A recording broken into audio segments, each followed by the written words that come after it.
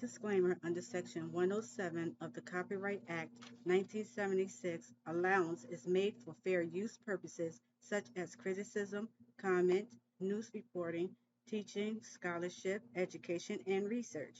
Fair use as a use permitted it by the copyright statute that might otherwise be infringing. Hello everybody and welcome to my channel. I am Afro. Please do me a favor and hit the thumbs up button as you enter the room. Okay, and today's video we're going to talk about how WhatsApp make their money. So without further ado, everybody, let's get into the video.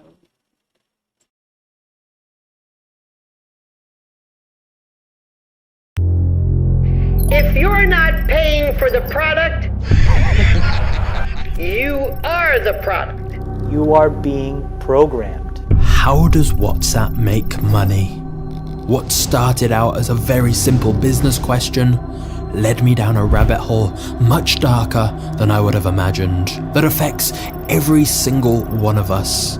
But to make sense of all this, we need to travel back in time.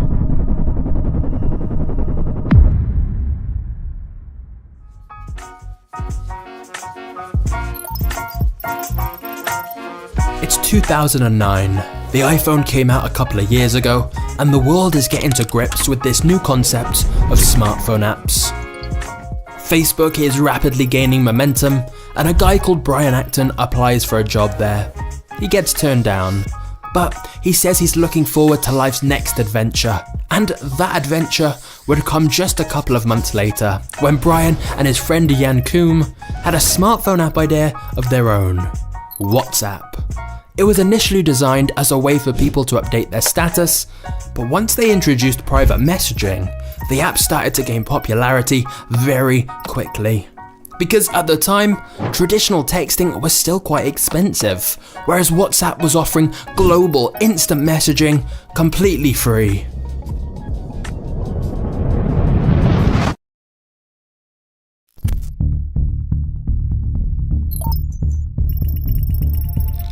Now, free applications normally make money in at least one of three ways: advertising, in-app purchases, or selling your data. But the WhatsApp founders hated ads, and actually left their previous jobs at Yahoo because of disagreements over the extensive use of advertising. They even made a post on the official WhatsApp blog about why they hate ads, so that wasn't an option. But they also didn't want to start charging people to use features in the app. The reason they'd started this in the first place was simply because they wanted to build a great product that people wanted to use. Trying to make the product better truly was the priority. And option 3 was a total non-starter as well. Both the WhatsApp founders were privacy activists.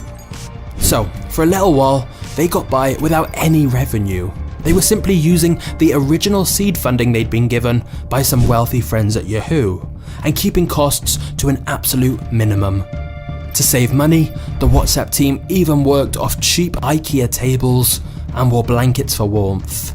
If you picture the stereotypical Silicon Valley startup looking to grow as quickly as possible and make millions, WhatsApp was the opposite. But we were still trying to be really conservative and frugal with the money we had. But inevitably, as more and more people downloaded the app and more features were introduced like picture messages, WhatsApp needed some revenue to invest in servers and hiring a bigger team. So, WhatsApp introduced a $1 fee. In some countries, you had to pay this upfront to buy the app, whilst in other countries, you got the app free for a year and then had to pay $1 a year after that to keep it. What's interesting about this is that the $1 fee wasn't actually enforced all that often. If anyone didn't pay the $1 renewal at the end of each year, WhatsApp would normally just let them keep the app for free anyway. It was almost like the fee was more of a voluntary donation. As crazy as that sounds, it worked fairly well. It meant they didn't alienate their users, and enough people did pay the $1 fee that WhatsApp were able to keep running smoothly for quite a while. After all, $1 a year for such a convenient app was well worth it to many people if it meant they didn't have to do any of this. Of course, whilst the $1 fee did bring in some much needed revenue for WhatsApp, it was mainly just to cover their costs. They still weren't very profitable with such a small fee. But strangely, that didn't matter.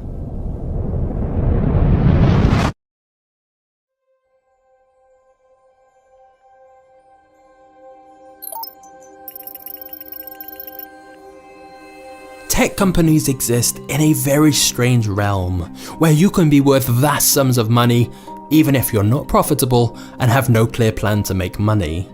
If you've got lots of users, investors see the potential. VCs started coming to us and they're like, you guys are doing great, we want to partner with you, we want to give you money, and we're like, we don't really need it, which makes them want to invest even more. Now, the reason the WhatsApp founders were reluctant to take on new investors in the beginning was that they were worried the investors would want to push heavier monetization and compromise the quality of the app. However, soon WhatsApp were growing so fast that investment companies like Sequoia Capital started offering them millions of dollars and agreeing to whatever terms WhatsApp wanted, which meant the investors wouldn't interfere with the app or make them implement ads, and WhatsApp would get a big cash injection. And herein lies the revenue strategy WhatsApp used for a while: get investments. Essentially, they said rather than trying to get more money out of our users, let's just invest in making our app the best it can be, which will bring in more users, which will then bring in more investors, and the cycle repeated. Seriously, that was their plan, and it worked out great for everyone. You see, WhatsApp is an app that benefits from the network effect, meaning the more people who have the app, the better it is for all of the users, as it means they can message more people. So by not cashing in and plastering it with ads or lots of paid features, WhatsApp could grow much quicker because people would tell all their friends and family about the app, and so the user count would keep rising. And thus, they kept attracting more investors, giving WhatsApp even more money to improve the user experience further. Of course, there is one big problem with this strategy. You can't rely on investors forever. At some point, they'll want to see that the company actually has a profitable business model. Well, unless of course, you just sell the app for a huge payout.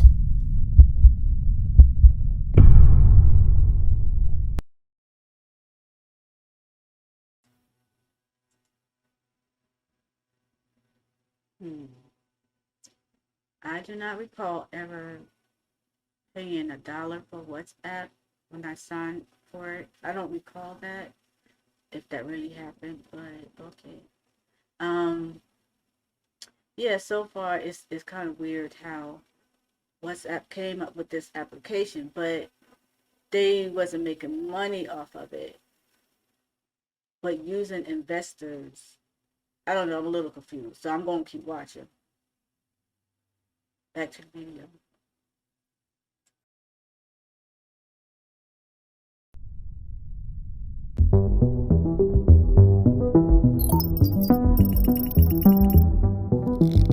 Facebook has bought the mobile messaging service WhatsApp for $19 billion in cash and stock. And at the time, a lot of people were confused by this sale, with many people baffled by the figure paid. $19 billion? Come on, is it really worth it? In fact, there's data to suggest that in the prior 9 months to Facebook's acquisition, WhatsApp had generated just $1.2 million in revenue, and thus was making a huge loss.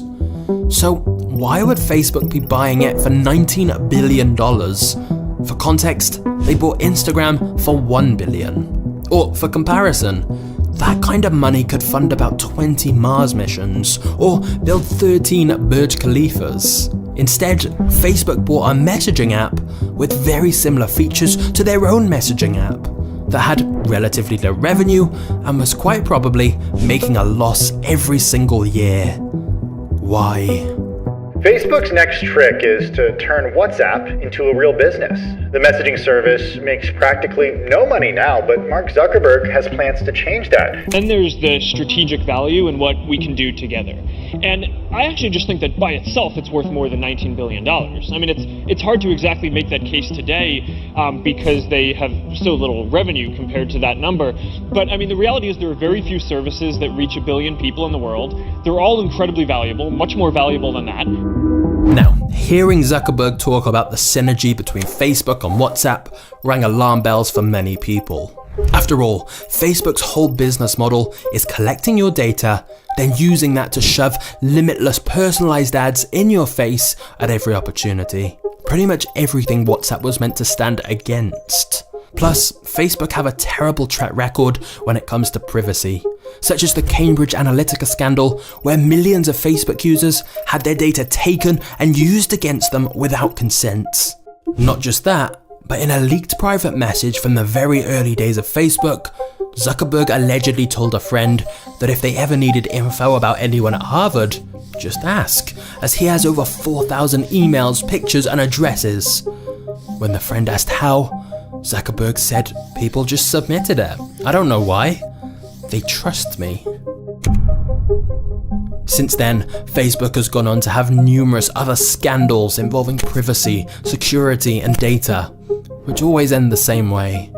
And it was my mistake. It sounds like we made a mistake there. In retrospect, it was a mistake. We have made a lot of mistakes in running the company. It was my mistake. I apologize for that, and I'm sorry. And I'm sorry. And I'm really sorry that this happened. And then after that, everything just carries on as normal. However, Zuckerberg promised the WhatsApp founders that they could continue to operate independently from Facebook, and that there'd be zero pressure to monetize.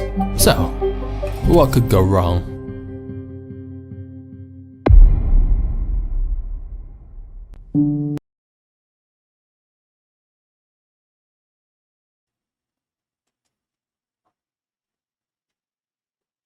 Okay, so I have a question. If you don't agree to these terms, because the guy said that these people agree to their pictures, their texts, and all this stuff. But my question is, if you don't agree to all these terms, let's just say that you don't want them to have access to your pictures. You don't want them to have access to your texts. You don't want them to have access to your email and all this other stuff. Will you still be able to use the app? Because without all these agreements, will it still go through? Will you still be able to utilize these apps? I wonder. Anyway, back to the video. I hope somebody can answer that question for me.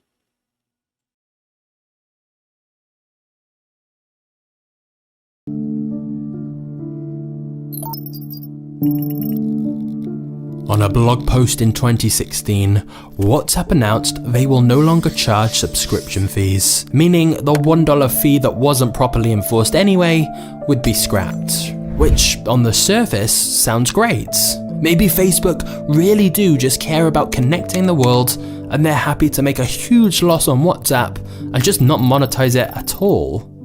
But if we step out of dreamland and come back to reality, the truth becomes a lot clearer about why Facebook really bought WhatsApp and how they're monetizing it. Firstly, Facebook was buying the users and their data. As one source points out, Facebook is in the surveillance business, and in fact, maybe the biggest surveillance-based enterprise in the history of mankind. The more data Facebook has about users, the more powerful it becomes. And WhatsApp provided behavioral data, contact lists, and endless more personal information. Some have argued that WhatsApp was the missing link for Facebook, as the access to phone numbers now bridges the offline and online worlds of Facebook users. Plus, WhatsApp now has well over 1 billion users, and still has a lot of growth opportunity. In fact, it leads the way in developing nations where Facebook's own messaging service isn't as popular. That was likely why Facebook scrapped the $1 fee for WhatsApp users. Because getting new users into the Facebook ecosystem is far more profitable for them than charging $1 each. Your data is worth much more to them than $1 a year. Because the more data points they have about you, the the more they can combine that with data from other sources and build an even clearer profile of exactly who you are, thus making it much easier to sell you things. And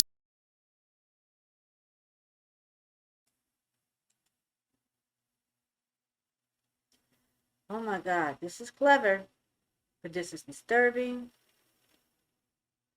But how do we get around all of this stuff? Can we get around all this stuff? See, because you got to understand as well.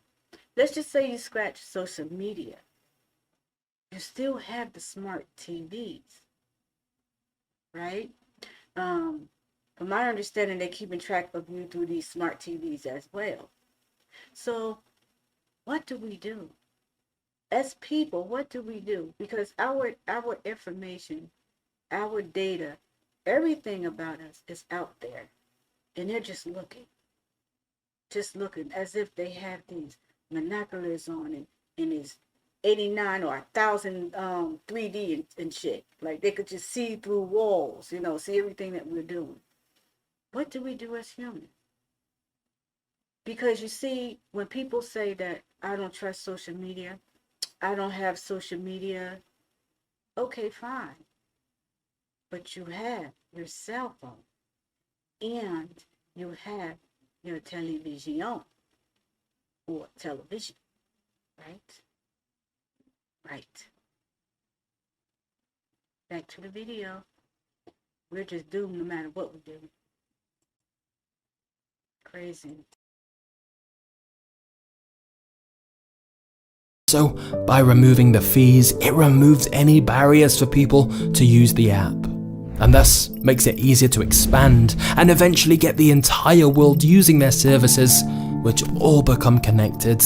However, another reason for Facebook's WhatsApp purchase was simply to stop the competition. Zuckerberg had heard that the WhatsApp founders had been invited to Google's Mountain View headquarters for talks, and so he rushed to make them an offer they couldn't refuse, so that they didn't sell to a competitor. Facebook has a habit of doing this as a way to ensure they keep control of the attention.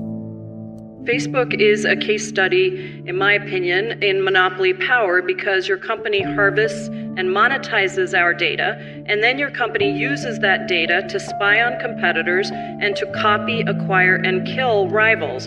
You've used Facebook's power to threaten smaller competitors and to ensure that you always get your way. These tactics reinforce Facebook's dominance, which you then use in increasingly destructive ways. So Facebook's very model makes it impossible for new companies to flourish separately, and that harms our democracy. So, whilst we can't publicly see the revenue data of WhatsApp, it seems evident WhatsApp is not making a profit right now. In fact, maybe never has. But because it's now owned by Facebook, they're in no rush to monetize directly. What matters to them is owning the users and data. Because, as one source argued, that means the tentacles of Facebook are closer to reaching billions of people, and with a market that size, Facebook is sure to find a way to eventually cash in. But hold on a minute, you might be thinking, are you not getting a bit carried away here? Zuckerberg specifically said WhatsApp would stay independent and wouldn't be sharing information with Facebook. So, there's nothing to worry about, right? Right?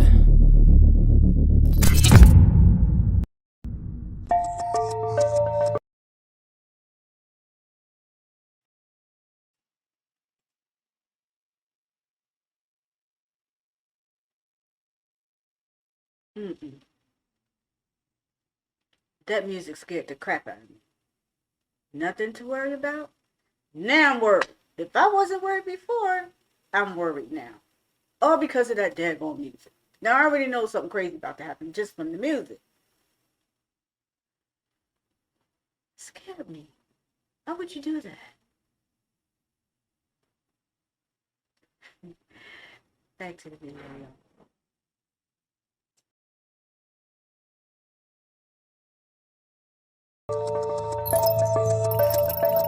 In 2017, WhatsApp founder Brian Acton quit after a conflict with Zuckerberg regarding WhatsApp's monetization and plans to share WhatsApp user data with Facebook. By leaving when he did, he lost out on an estimated $850 million in unvested stock options. But clearly he couldn't be a part of what was happening for a second longer. Just a year later, Brian began to get much more vocal about his Facebook concerns. He even tweeted, "It's time, delete Facebook." He then poured $50 million of his own money into starting Signal, a rival messaging app with very similar features to WhatsApp, but that was a non-profit foundation and prioritized security and privacy. Essentially, he wanted to recreate WhatsApp in the pure, idealized form it started. And if you zoom out for a moment, you'll see what a crazy story arc that was for Brian Acton. Firstly, he tries to get a job at Facebook and gets rejected. So he builds his own app called WhatsApp. Years later, Facebook buy it for $19 billion and ask him to stay on as a Facebook employee. He then has a huge falling out with Facebook and quits. Finally, he uses some of the money from the WhatsApp sale to start a brand new rival app to compete with Facebook and WhatsApp. I am the David going against the Goliath that I created. I want to build a delightful product that protects people's privacy. Now, how exactly did it get to that point where Brian was willing to walk away from an extra $850 million just to get away from what Facebook were doing?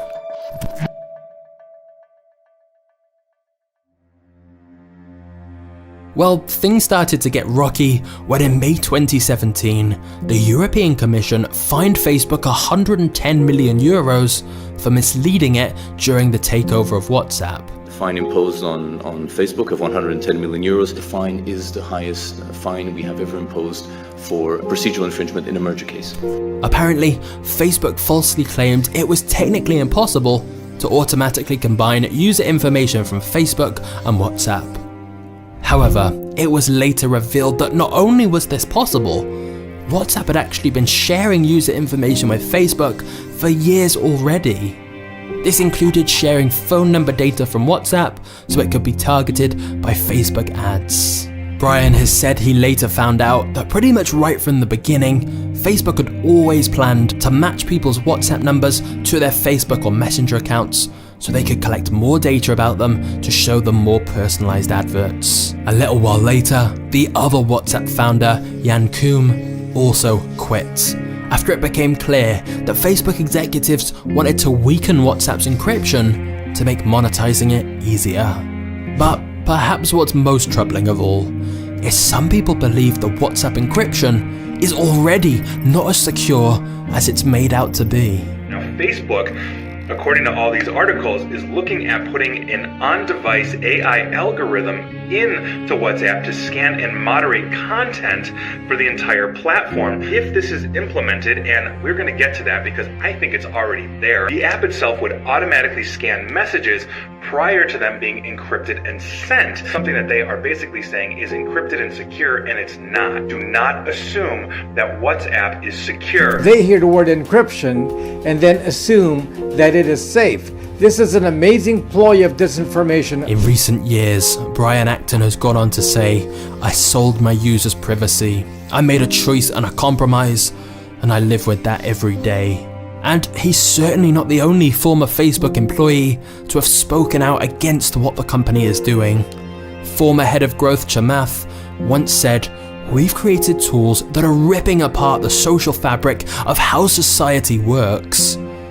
In hindsight, Facebook acquiring WhatsApp was inevitably going to cause a clash. Facebook is one of the world's biggest advertising networks, and the WhatsApp founders hated ads. Facebook's business is built around how much it knows about its users, and the WhatsApp founders were pro-privacy activists. And so it could be argued that deep down, the WhatsApp founders must have known things were only going to end one way once they sold to Facebook. But put yourself in their shoes. You're being offered $19 billion for an app that isn't even profitable. Would you really turn it down?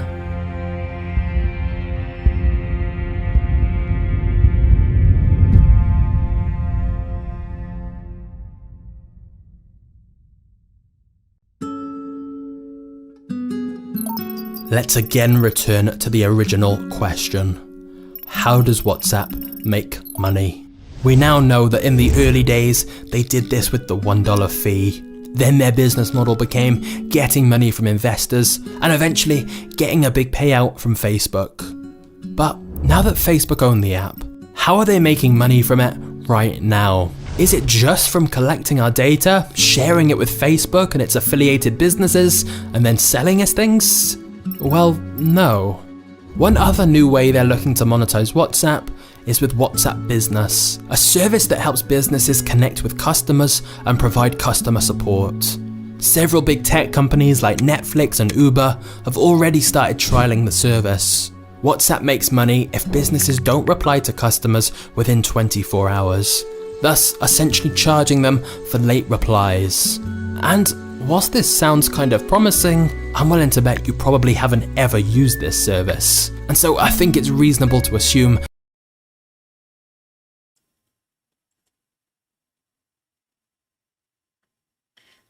I've never used that service. I never even heard of it before. And I use WhatsApp. I've never heard of WhatsApp Business. Never heard of it. I haven't. I think I'll be behind about a lot of stuff, but oh well. Better late than never. But when it comes to these commercials, these ads, it's just plain ridiculous. Okay? You have more ads and more commercials than you do the content itself or the movies itself. You have like a whole, maybe like a whole 7 to 10 minutes. That's just for commercials by itself. Like this is crazy. This is ridiculous. Okay, it's just ridiculous. Why can't y'all throw these ads in like a half an hour before you start a movie or a show or whatever? Why can't y'all throw those ads and stuff in there then? Just have a whole half an hour catered to ads and commercials. Why do y'all gotta interrupt what we are watching to throw these ads and stuff in there? Why? Just why? It's so annoying. It annoys my soul to the core. Yes, it does. Please. Back to the video.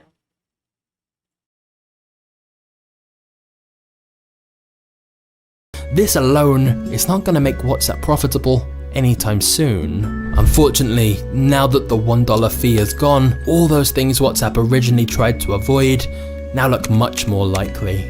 A spokesperson for WhatsApp has already confirmed they plan to further monetize the app by introducing ads in the status section. Someone should probably tell them to remove the "Why we don't sell ads" post from the WhatsApp blog first. But the truth is that whilst we may see more monetization happening directly within WhatsApp, the biggest value of WhatsApp to Facebook will always be the data and deeper integration between WhatsApp, Facebook, Instagram, and so on. In early 2021, concerns about this caused WhatsApp a lot of negative headlines. Essentially, because of Apple's new disclosure requirements, WhatsApp had to inform users about which of their data points may be shared with businesses and the third parties they use. For WhatsApp, this included things like phone number, profile pictures, name, status, login activity, contact list, purchases, financial information, information about your phone, mobile company, IP address, location, and so on. WhatsApp initially forced users to accept this by February 8th, or were told they could no longer use the app ever again. If you'd rather not agree, you'll at first be able to hit the back arrow in the upper left corner of the overlay. Over time, though, the pop-ups will appear more frequently. Eventually, you won't be able to click away at all, and the app's functionality will start to degrade. But when they received complaints, they postponed this until May 15th. They didn't change anything, just postponed the date you had to accept by to try and let the backlash die down.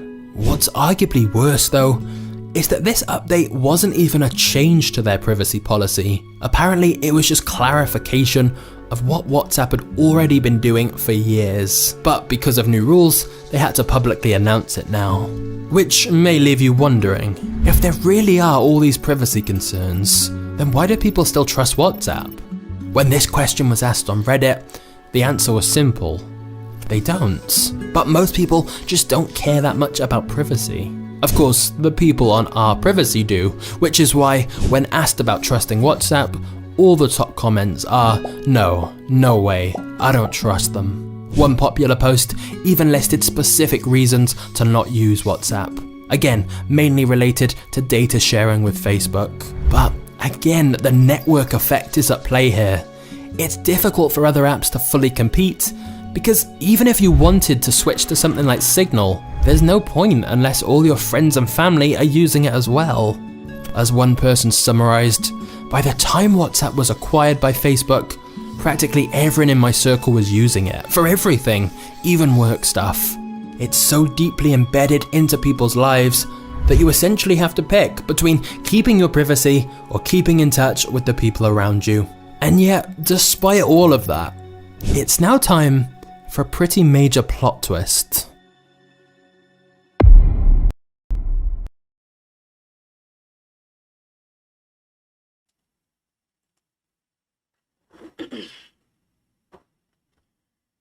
This is wild. Right? Because I have WhatsApp, right? So what if I didn't agree to WhatsApp terms, blah, blah, blah. It really wouldn't have mattered because I got WhatsApp after I had already had Facebook and Instagram. So even if I didn't agree to the terms on WhatsApp, my shit is still out there because I still have Facebook and Instagram. So when I signed up to WhatsApp, why not agree to the terms? Because my data is being shared regardless. Had I known about all of this privacy, but then again, we can't really change what's going on because the world evolves, right? Technology is getting more and more smarter. So no matter what we do, pretty much, unless everybody just said no phones, no TVs, no social medias at all. Now you got to think, okay, fine. But we still have to go to the doctors, all kinds of doctors. They have all of your data. They have all your information, right? We still have to work. This, that, and the other, human resources and all that. They have all of your data. And it has to go from human resource to federal to government to all of that. So your information is still all over the place. And how private is it? It really isn't. Why? Because I'm going to go back and say what I said before, gosh, I just lost my chain of thought. But I'll get back to it. But however, nothing is private. We think that our information is private. It isn't. No matter what we do, it's just not. It's just all a matter of how and when it gets out. It's crazy. Back to the video, y'all. Can't believe I lost my chain of thought. I had a point to make. Daggone it.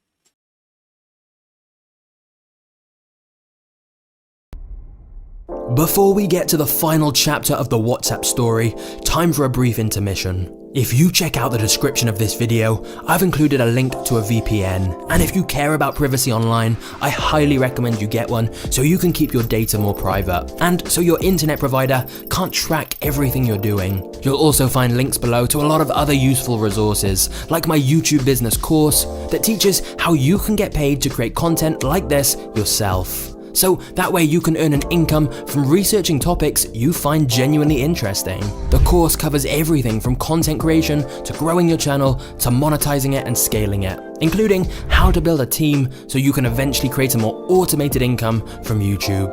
I'm really proud of it, so if you're interested in building a YouTube channel or business of your own, pause the video now and check out the description. Then, let's get back to our story.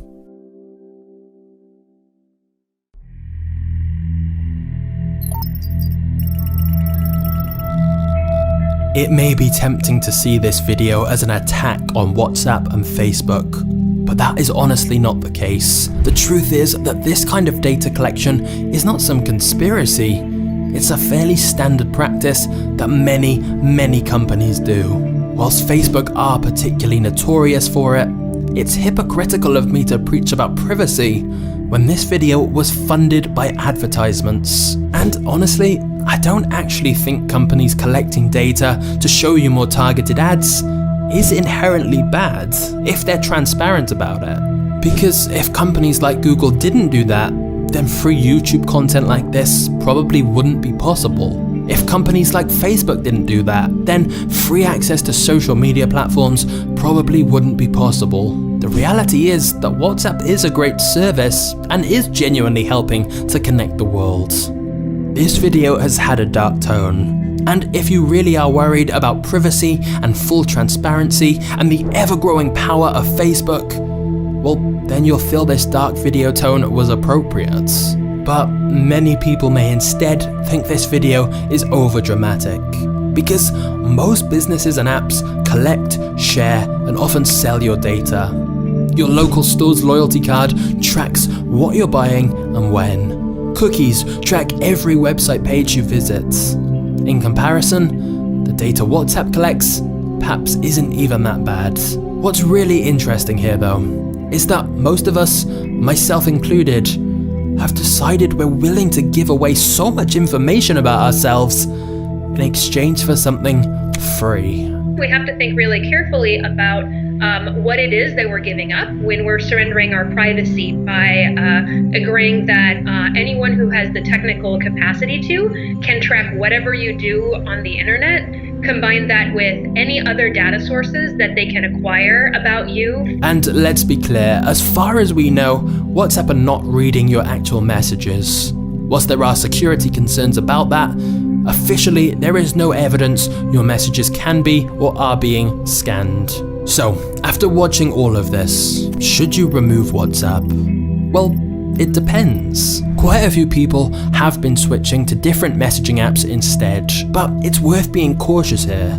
For example, Telegram has seen a big spike in new users, and yet it arguably offers even less security than WhatsApp, since messages aren't end-to-end encrypted by default like WhatsApp is. In fact, the two apps recently had a bit of a social media argument where neither came out particularly well. So, if you're truly worried about security and privacy and Facebook having all this information on you, Brian Acton's new app, Signal, seems to be considered one of the best alternatives out there. Because it's non-profit and has the backing of a now billionaire, they're unlikely to have the same monetization pressures most commercial chat apps have.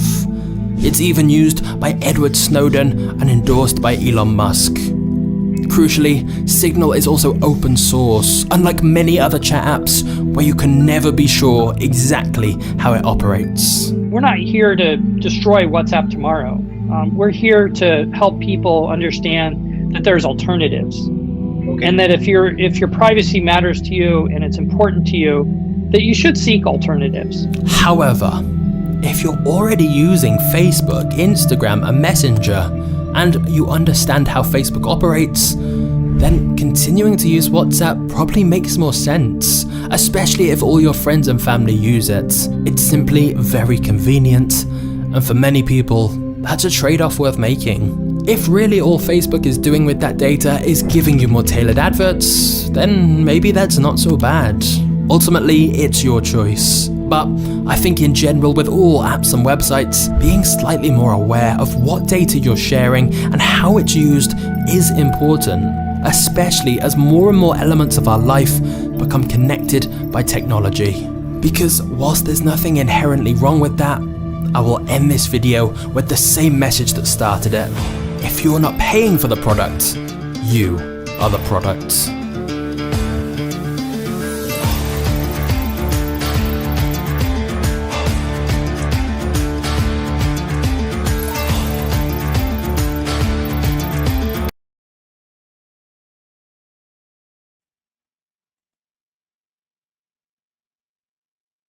I like that. If you're not paying for the product, then you are the product. That makes sense.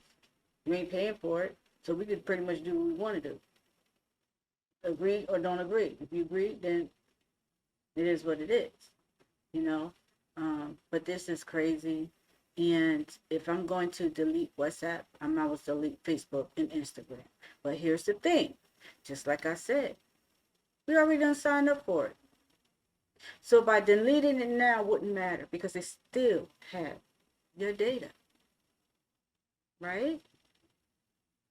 We're fucked. We are so royally fucked. We are. Anyway, I hope y'all like this video. Please like, share my videos, hit the thumbs up button, leave me a comment after the video because I love I love reading my comments. I love reading my comments. So yeah, so until my next video, everybody please stay safe. Peace. Afro Goddess is out.